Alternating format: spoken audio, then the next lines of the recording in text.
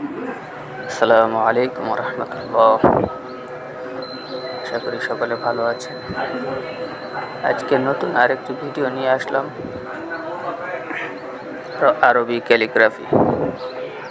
ভিডিওটি না টেনে সম্পূর্ণ দেখুন, আশা করি ভালো লাগবে।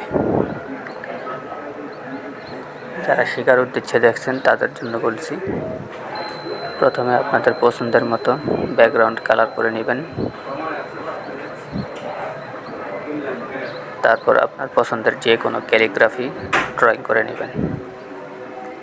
ড্রয়িংটা আরেকটি ভিডিওতে আমি দেখিয়ে দেব।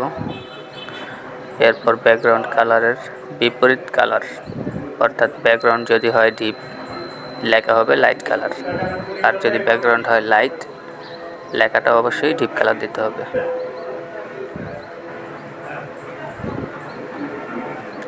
ভিডিওটি ভালো লাগলে অবশ্যই ফলো করে পাশে থাকুন। ধন্যবাদ।